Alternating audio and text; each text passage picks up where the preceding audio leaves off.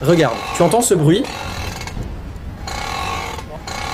Le volant grince, pas vrai? Et si tu vas chez un garagiste, tu sais combien ils peuvent te faire payer? Pour une réparation pourtant très simple, la facture peut monter à plus de 3000 €. Moi, ça fait 30 ans que je répare des voitures. Alors aujourd'hui, je vais tout te dire. Premièrement, si ton volant grince quand tu le tournes, ne change surtout pas la crémaillère. Il suffit de remplacer la butée de roulement de l'amortisseur. Environ 10 €, problème réglé. Deuxièmement, si tu entends un couinement quand tu passes un dos d'âne, inutile de toucher au châssis. Change simplement le caoutchouc de la barre stabilisatrice pour 2 € et c'est fini. Troisièmement, un bourdonnement à la haute vitesse, de plus en plus fort quand tu accélères, ne vérifie ni le moteur ni la boîte. Remplace le roulement de moyeu de roue pour environ 30 € et tout rentre dans l'ordre. Quatrièmement, si ta voiture fait un gros clac quand tu fais demi-tour, pas de panique. Un joint de cardan neuf pour 20 € suffit. Cinquièmement, un bruit sourd comme un tambour sur route en béton, change le noyau d'amortisseur pour 10 €, problème réglé. C'est simple, non? Abonne-toi pour apprendre chaque jour à mieux comprendre ta voiture.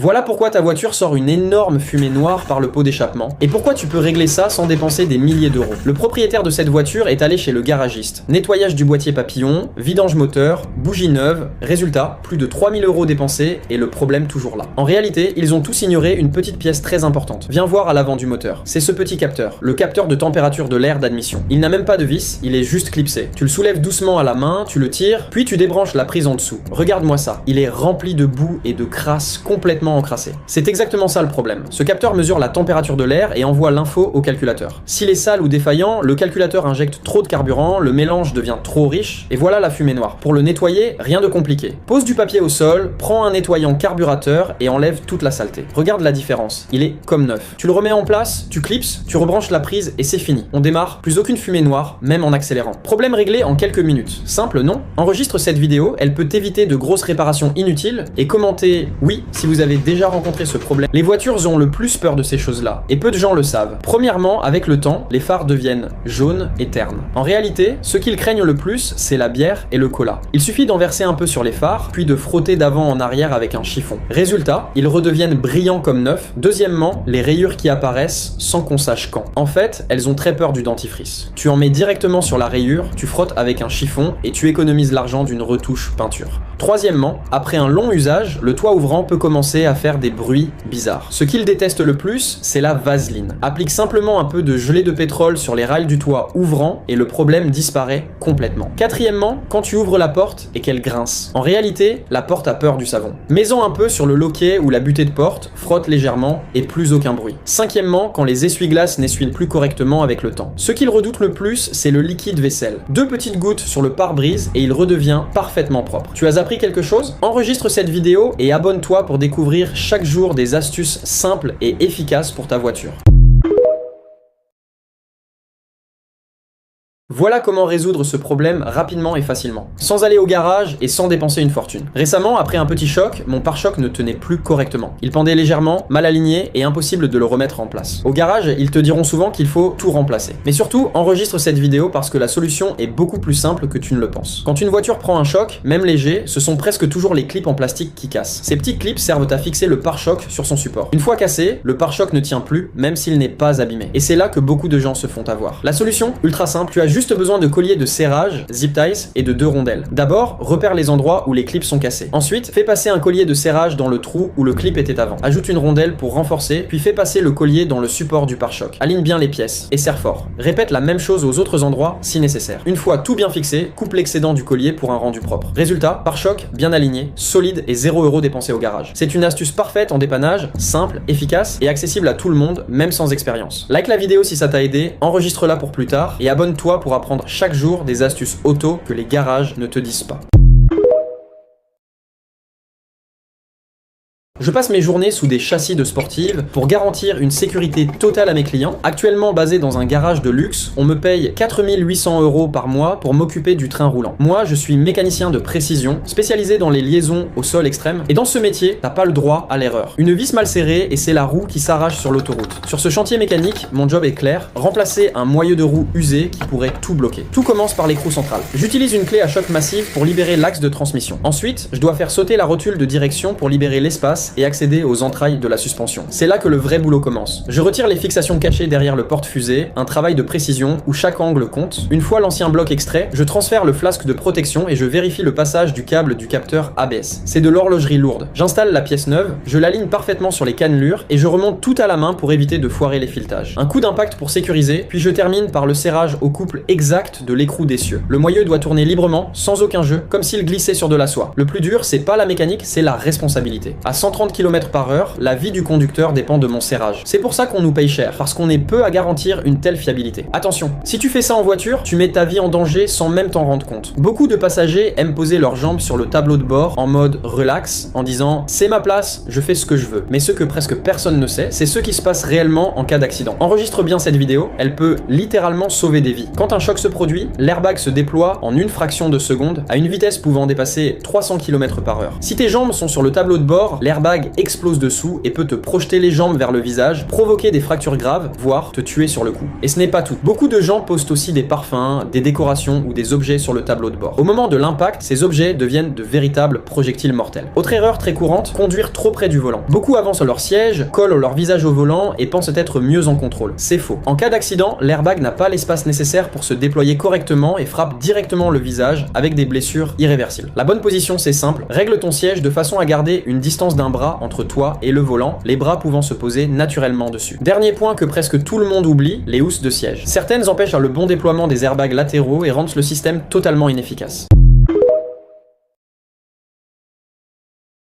Voilà comment supprimer ce bruit insupportable de tes essuie-glaces sans dépenser un seul euro. Écoute bien, tu entends ce grincement quand il fonctionne? Dans ce genre de situation, surtout ne fonce pas chez le garagiste. Il va presque toujours te dire que tous les balais sont à changer, alors que le problème est souvent ailleurs. Enregistre cette vidéo, elle peut vraiment t'éviter une dépense inutile. Première étape, enlève le balai d'essuie-glace. C'est ultra simple. Regarde, il y a un petit bouton, tu appuies dessus et tu tires. Le balai sort tout seul. Maintenant, fais très attention. C'est là que tout se joue. Pose doucement le bras d'essuie-glace directement sur le pare-brise et observe bien. Tu vas remarquer qu'il n'est pas parfaitement aligné avec la vitre. D'un côté, il touche correctement, mais de l'autre, il y a un gros espace. Et ce n'est pas normal. C'est exactement pour ça que le balai n'appuie pas bien sur le verre et provoque ce bruit de grincement. La solution est ultra simple. Prends un tournevis et redresse doucement le bras pour qu'il soit bien droit et parallèle au pare-brise. Pas besoin de forcer, juste corriger l'angle. Une fois que c'est fait, remets le balai en place, fixe-le correctement et retourne dans la voiture pour tester. Lance les essuie-glaces. Écoute bien, plus aucun bruit. Problème réglé en 2 minutes, 0 € dépensé. Like la vidéo si ça t'a aidé et abonne-toi pour apprendre chaque jour des astuces simples pour ta voiture. La ceinture de sécurité ne sert pas seulement à conduire. Elle cache en réalité 4 secrets incroyables que presque personne ne connaît. Et pourtant, ils peuvent te sauver du temps, de l'argent et parfois même la vie. Enregistre bien cette vidéo. Premier secret. Si ta voiture tombe en panne sur la route et qu'il n'y a personne pour t'aider à la pousser, utilise la ceinture de sécurité. Tire-la au maximum, ferme la portière, passe-la sur ton épaule et pousse. Tu peux utiliser toute la force de ton corps tout en gardant une main libre pour diriger le volant. Même une personne seule peut réussir à déplacer la voiture comme ça. Deuxième secret. Quand tu achètes une voiture d'occasion, tire toujours la ceinture de sécurité jusqu'au bout et regarde bien l'extrémité. Si tu vois de la moisissure, de la boue ou des traces suspectes, attention. Ça peut vouloir dire que la voiture a été immergée dans l'eau. Dans ce cas-là, n'achète surtout pas. Troisième secret. Toujours avant d'acheter une voiture, regarde la date de fabrication inscrite sur la ceinture de sécurité. Ensuite, ouvre la porte passager avant et compare avec la date sur la plaque d'identification du véhicule. Si les dates ne correspondent pas, c'est souvent le signe que la voiture a eu un accident. Quatrième secret, le plus important. En cas d'accident, si tu es coincé dans la voiture, la boucle métallique de la ceinture peut te servir d'outil. Frappe le bord de la vitre avec force pour la briser et sortir.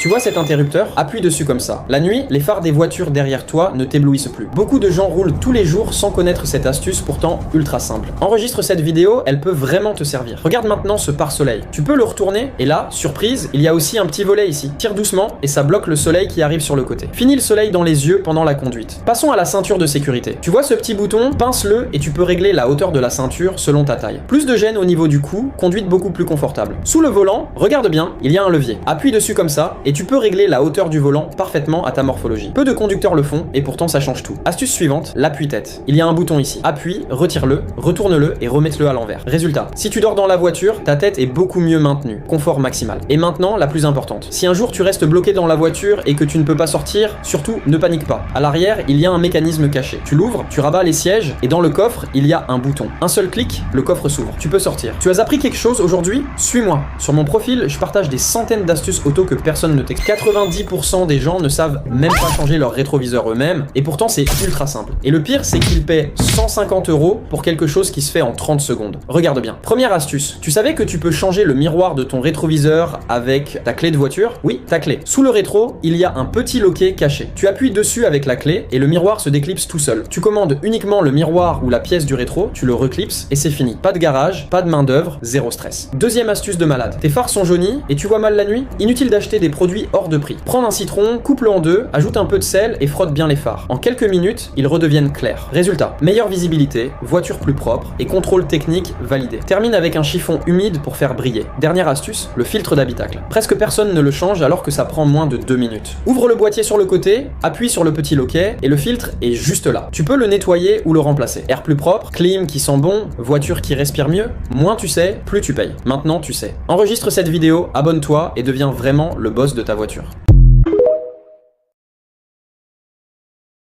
5 conseils pour préserver ta boîte automatique le plus longtemps possible. Conseil numéro 1, n'engage jamais le P si tu n'es pas dans un arrêt absolu. Tes roues doivent être totalement arrêtées, sinon tu risques de tout casser. Conseil numéro 2, arrête de passer le mode neutre lorsque tu es arrêté à un feu rouge ou un stop. Cela ne sert strictement à rien si ce n'est à endommager ta boîte à vitesse. Sur les boîtes modernes, ça ne sert à rien. Et surtout, reste bien jusqu'à la fin, le dernier conseil, personne n'en parle. Conseil numéro 3, ne passe jamais la marche arrière si tu n'es pas là aussi dans un arrêt absolu. Au moment où tu passes ta marche arrière, ta voiture doit être complètement arrêtée. Les roues doivent être à l'arrêt. Pour le conseil numéro 4, ça concerne le frein à main. Alors je sais que personne sur les boîtes auto ne se sert du frein à main. Et pourtant, tu dois absolument mettre le frein à main lorsque ta voiture est garée en pente ou dans une côte. Tu ne peux pas compter uniquement sur le mode parking. Cela voudrait dire que c'est seulement la boîte à vitesse qui retient le poids total de la voiture. Et enfin, en 5, pense bien à vidanger ta boîte automatique. N'écoute pas les constructeurs qui te disent que l'huile de la boîte auto ne se change pas. Anticipe et remplace ton huile tous les 60 à 80 000 km pour une bonne lubrification et pour préserver ta boîte auto le plus longtemps possible. Dis-moi dans les commentaires si je t'ai appris quelque chose aujourd'hui sur ta boîte auto et voici une astuce pratique pour se garer en créneau en utilisant un seul point de repère. Alors enregistre bien cette vidéo, elle peut vraiment te servir. D'abord pour le créneau, approche-toi de la voiture garée devant la place. Quand ton rétroviseur latéral s'aligne exactement avec le rétroviseur de la voiture à côté, arrête-toi net et passe en marche arrière. À ce moment-là, tourne le volant d'un seul tour à droite, pas plus. Commence à reculer doucement. Regarde maintenant ton rétroviseur droit. Dès que le trottoir s'aligne avec la poignée de ta portière avant, stoppe la voiture. Là, tourne le volant à fond à gauche et continue de reculer. Pas besoin de redresser le volant entre les deux étapes. La voiture entre toute seule dans la place, proprement. Maintenant, deuxième astuce ultra importante, juger la distance avec un mur. En marche arrière, surveille ton rétroviseur. Quand la poignée de ta portière avant s'aligne avec l'angle du mur, freine franchement. À ce moment précis, il te reste environ 50 cm. Parfait, sans toucher. Et quand tu avances face au mur, observe le bas du rétroviseur. Dès qu'il s'aligne avec l'angle du mur, freine immédiatement. Tu es à environ 1 mètre. Ni trop près, ni trop loin. Avec ces repères simples, plus besoin de capteurs, plus de coups de stress et surtout, plus de rayures inutiles. Enregistre cette vidéo, elle peut t'éviter des erreurs coûteuses et abonne-toi pour apprendre chaque jour des astuces auto que personne ne t'explique.